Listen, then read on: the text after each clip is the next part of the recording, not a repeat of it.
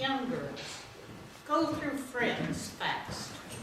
Sometimes you'll have a friend for a day, maybe a week, maybe a year. But if you're really lucky, you'll make a friend in childhood that lasts you your whole lifetime. A friend that goes through thick and thin with you. A friend that you have such a bond with that time and distance don't matter. I first met Frieda when I was walking to Fernwood School. Usually I went through Grant Park, but for some reason that day I decided to go down 33rd. Now I knew about Frieda. She was fairly new in school. I think it was 5th or 6th grade. But she was in one of the classes that was in the basement of the school, and I was in a class at the top.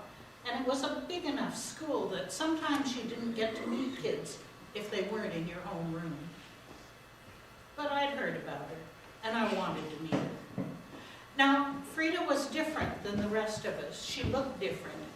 She was kind of slight and not too tall. She had a pixie haircut and almond eyes and kind of an olive complexion. And she walked with a cat-like grace that none of the rest of us had.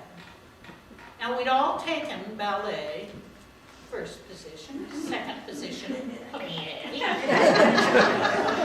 I thought maybe Frieda was really advanced in ballet. But no, it turns out that she and her sister Sigrid were championship fencers. How cool is that? They wore those white outfits and masks, and they had swords. I loved Robin Hood and Count of Monte Cristo, and when I found that out, I wanted Frieda as a friend. Now, Frieda, for her part, had wanted to meet me too, because I was the designated swearer. When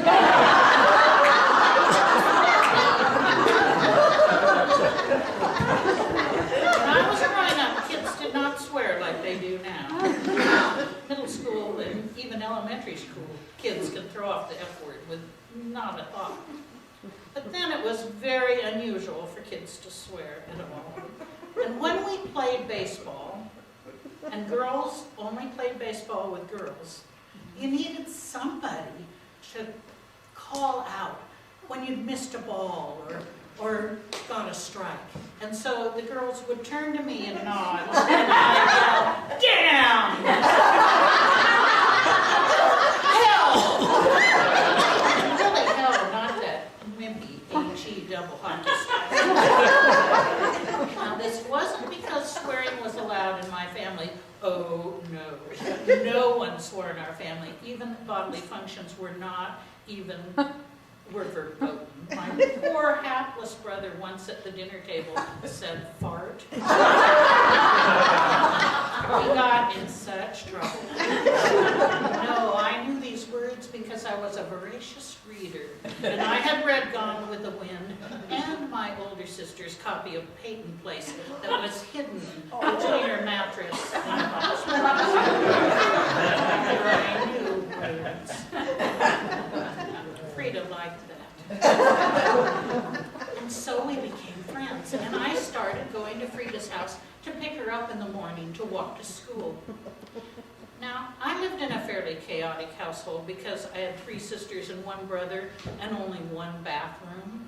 So things were a little hectic in the morning, but nothing compared to Frieda's house. You'd open the door and walk in, and you'd hear all over the house, "Helen! Helen! I can't find my slip! Helen! Gretchen won't give me the hairdryer! Helen! I need a dress!" And Frieda's mother would be running around, totally harried, trying to meet her 3 daughters' demands. They always called their mother by her first name. And often she'd be saying, "Be quiet! Be quiet! You'll wake Henry!" Henry was their dad. He worked nights in the post office. Nothing woke him up. The house was a lovely, cluttered mess with those fencing outfits and swords and violins around. On the kitchen table were piles of Russian books. All our mothers had hobbies. Most of them, worked were housewives, but they all had hobbies. My mother bowled. Linda's mother collected movie magazines. Frieda's mother took night classes in Russian. This was at the height of the Cold War, and you would have thought maybe she was a communist sympathizer, except Henry was busily trying to build a bomb shelter. So you knew that. Now, because Frieda had become my friend, it was my duty to introduce her to my mother. I had to introduce all my friends to my mother. So one day I brought Frieda to my house. My mother was down in the basement washing clothes. And I brought Frieda down and introduced them in my best Girl Scout manner.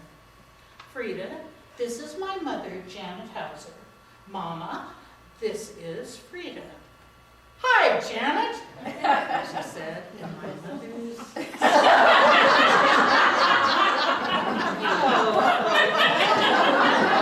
Then she gave me that look.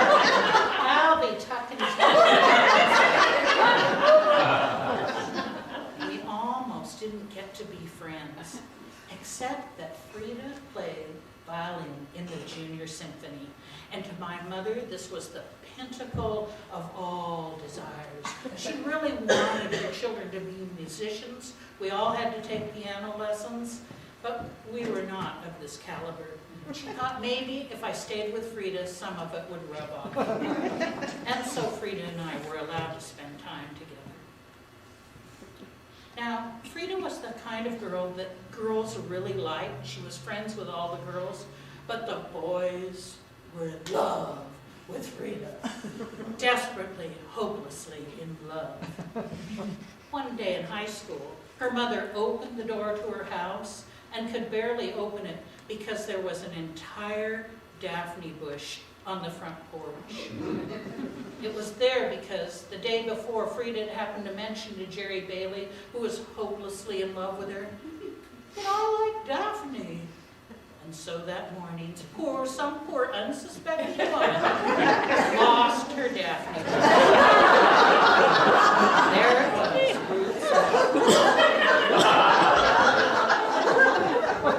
Boys did not have that same passionate feeling for me. Frieda took me on as a project. She thought the first thing that was needed was I needed a nickname, Sarah. Too kind of solid and responsible. I needed something that was more appropriate for the designated swearer. So she hit upon Sari with a bold accent over the I. She was dedicated to that nickname, but it never really caught on. Frieda always called me Sari, and our other friend Patty sometimes calls me Sari. When I was an adult, I'd often get letters from Frieda to Ms. Sari Hauser. If she put Sarah on the front, she always wrote "Dear Sari" inside. But she was the only one. Then she decided maybe I needed to learn how to flirt, because she was really good at it, and I wasn't. So she practiced and practiced and practiced with me. And one summer we were riding our bikes in Grant Park, and she said, "Sarah, stop. There's Tom Miller and Tom Torson, two really popular guys. Come on, Sarah, you're going to start flirting." So we rode our bicycles up. Tom was quite tall, Tom Miller, and I batted my eyes at him and said something really stupid like, "Oh, Tom, what a nice bicycle you have." Tom just looked at me and said, "Sarah, stop it. You can't flirt." Frieda wasn't deterred. In high school, she thought maybe if I just learned to smoke, and then I'd be really cool like the other girls. But alas, every time a lit cigarette got near me, I would go, Then she decided maybe social smoking would work. You know, you don't inhale and sometimes don't even light the cigarette. But that didn't work either. Now, Frieda's mother had a sister, Gigi. Gigi was kind of like an Auntie Mame. She lived in Corvallis on a farm, so kind of a rural Auntie Mame. And she was a lot of fun. She had dark curly hair, and she always wore bright red lipstick, very boldly painted on her lips. She had tons and tons of shoes, and she really liked open-toed high heels. She dressed pretty well for a woman who lived on a farm. And she loved to spend time with us girls. Sometime in grade school, she convinced us that the British people call their bathrooms Parliament houses. Aunt Iggy knew everything. She was so sophisticated that she had to be right. We thought that sounded perfect. But she said, you girls need to become Parliament House inspectors and go and inspect bathrooms as you travel. And we thought, great, that's a good idea. Frieda was an artist, so she made a little logo for us with a big H and P and an I on the side. And we started out when we would go on trips to visit Aunt Iggy in Corvallis and stop at gas stations. They did not do well on the pH. Actually got a very low grade. We would take paper towels, if they had them, and draw the logo and say, you have been inspected. And then give a grade, and sometimes the reason, obviously, higher grades went to cleanliness, and whether there were towels available, that sort of thing. Our favorite bathroom in the world was the bathroom at the top of the Hilton in downtown Portland. Anytime we were downtown together as friends, we would take the elevator right to the top of the Hilton and go do a PHI inspection. Ladies' bathroom has the hands down best view anywhere. Plus, it always got an A+.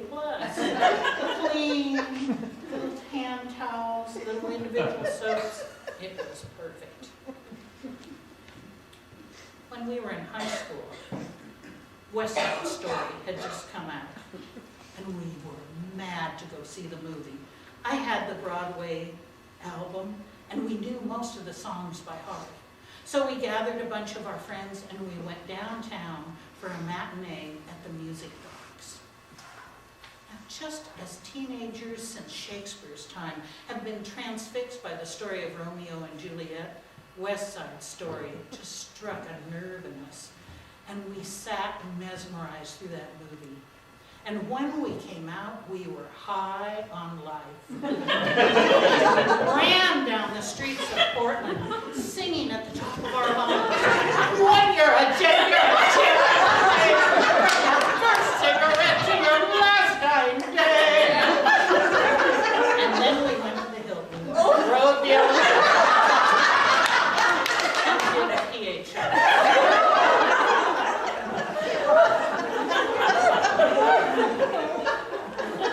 When we got to high school, our group of friends was a little different than the usual groups at our high school, Grant.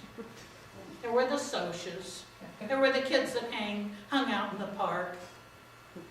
We knew that we were a cut above. We were intellectuals. So we formed a group and called ourselves the pseudo-intellectuals. We even published a little newspaper called the Pseudo-Intellectuals. Its motto was, "Rah, rah, rahism is the root of all evil."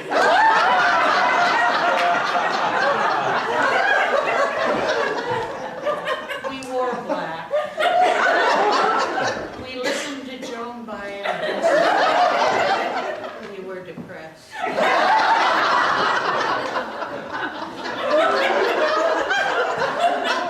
Now in high school, all was not sweetness and light between Frieda and I. Occasionally we had some monumental blowouts. Once Frieda actually slapped me in the center hall at Grant. And another time when I had unwittingly foiled her plans for a surprise birthday party, the next morning I found on my doorstep a birthday cake with cigarette butts. But I could forgive Frieda almost anything because two incidents that happened in our high school career. One was in our sophomore English class. Mr. Hilly, our teacher, had this unreasonable rule that we had to bring our books to class. We were reading Old Man and the Sea, which is a boring, boring book about an old man.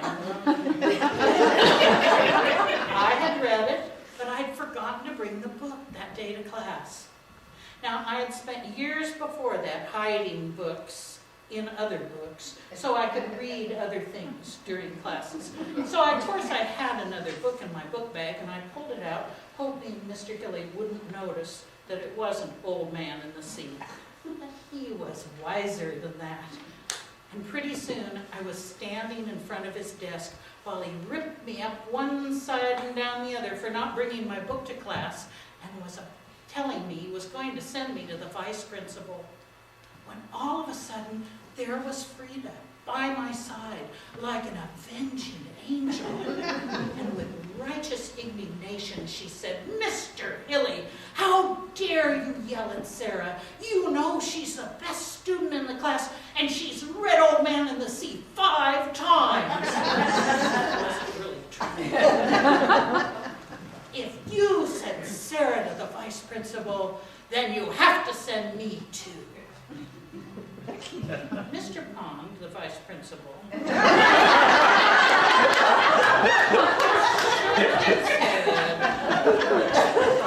"I never expected to see you two girls here for a discipline thing. But I'm sorry, Mr. Hilly is right.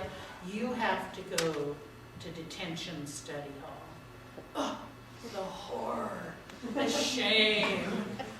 But we managed to make it through that. In our senior year, late in October, something happened in the world that's hard to believe now. We live so constantly with a threat of imminent doom. But then we knew it was going to be our last day on Earth. Russian planes were in the air. American planes were in the air. Khrushchev and Kennedy were having a showdown. And it was palpable. Everyone, including adults, knew that if something didn't happen, if one of them didn't blink, our life would be over. Frieda and I went out that day, and we sat on the senior bench. We were certain we would not see graduation. We sat there and we poured out our hearts and our souls to each other and vowed undying friendship. Well, the next day dawned, and all was well. We did graduate from high school and went on to college. I went to Willamette, and Frieda stayed at Portland State. But I hated Willamette. And pretty soon, I came back to Portland to stay with my parents. I ran into Frieda in the halls at Portland State, and she said, "How are you getting to school?" "On the bus." "There's a carpool that's picking me up right at my house. Why don't you get on and be part of the carpool and come to my house in the morning?" And so I did. It was just like old times. I opened the door and I could hear Gretchen yelling, "Helen! I need my slip! Helen! Frieda won't let me have a dress!" Frieda would sometimes be leaning in front of the oven with it on, drying her hair, because Gretchen wouldn't give her the hairdryer. Once I walked in and she was ironing her hair, because that was becoming a new sort of thing. Sometimes I'd walk in and there'd be a man asleep on the couch that I'd never seen before. Oh, that's Siggy's new boyfriend. Siggy was now graduated and she was playing in the symphony. He owns a spotting house, and sometimes he brings Siggy home after work. And then he's too tired to drive home, so Mom just lets him sleep on the couch. You couldn't have woken him up if a herd of elephants had gone by him. So we just kind of got used to seeing him sleeping there. In the spring of that year, Frieda called me and said, "There's going to be a music concert tonight, and I need 2 ushers. Why don't you get Patty, who was one of our friends and a PHI person, to come, and you can be ushers. And then if you could borrow your dad's car, we're supposed to take him back to his hotel. Now my dad's car, the family car, was a 1950 Pontiac. It had been my grandfather's car. We called it the Toad car. It was perfectly wonderful for driving around town. It had those kind of wool-like fabric seats and kind of an old man smell because it had belonged to my grandfather. It was a stick shift. And my father usually would let me borrow it. And he was pretty agreeable this night. So pretty soon, Frieda and Patty and I were ushering. We had dressed as though we were going to church, just in our best clothes. Had one of those hair extensions all wrapped around the head, so big hair. Had our high heels on, trying to be so sophisticated. I don't remember too much about the actual concert, but when it was over, we went up to the cellist and said, "We're your ride back to your hotel." His eyes got big. And he whispered in kind of a quiet voice after he looked around, "This is great. Usually it's little old ladies who take me back to my hotel. Fantastic." Packed up his cello, which he told us he calls Rose, and down we went. Well, the Toad car was perfect for packing in a cellist, a cello, and then Frieda, who sat in the back with him. And when we got in the car, he said, "I don't feel like going to the hotel right now. Why don't you show me something that you really like in Portland?"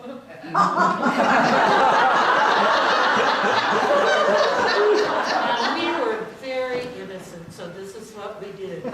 We drove him down Macadam Avenue to Lake Oswego to see the lights on the river. To us, that was the most fantastic thing we could imagine to show an out-of-town visitor. And he loved the ride. When we got back to the hotel, the Hilton, he said, "I'm really hungry. Why don't you girls come up and have dinner with me at the top of the Hilton?" Oh my God. The restaurant at the top of the Hilton was the Camless. And the Camless was the swankiest restaurant in Portland, except maybe for Trader Vic's. "Yes," we said. And we all got out of the car. He got Rose, the cello, up very carefully, and all together we rode up the elevator. The maitre d' greeted us and walked us to our table. We were trying so hard to just look so grown up. We sat down. We ordered salads for us. I think he ordered a hamburger. And then we talked and talked. He was really interested, wanted to know what we were planning to do, what our lives would be like. We actually, all of us signed the little card at the Camless restaurant that listed the menu. And then all of a sudden, Frieda and Patty and I caught each other's eyes, and we had the same thought all at the same time. I think it was Frieda who said, "Excuse us, we need to go powder our noses." We got up, so we were one. Walked very slowly, trying hard not to giggle, to the ladies' restroom at the top of the Hilton and did a PH. It got an A+. Time passed. Frieda graduated from school, got married, and went to Philadelphia. I went off on my various adventures, finally ending up at the coast in Oregon. We saw each other occasionally. I went out to Philadelphia a couple of times, and Frieda actually came to the West Coast more often because her family was here. We wrote a lot. We hardly ever called because we were from that era where a long-distance phone call is so expensive. You only use it for life and death matters. When we got together, we always marveled about how we could pick up as though no time had passed. We always had such a great time together. Once, Frieda and her mom actually came to visit me at my house at the coast. I saw the car pull up the driveway and into the parking area, and then no one got out. So I came out, And then I could hear Frieda, Helen, stop being so stubborn. Helen, we're here. Helen, I don't know where your suitcase is. Oh boy, isn't it wonderful? Things just don't change. The next morning, I took a picture of Frieda out on the front lawn. She was in her nightgown, smoking a cigarette, and that's why she was outside. And she struck the pose that she's done for every photo that I've taken of her from grade school on. It's like this. Going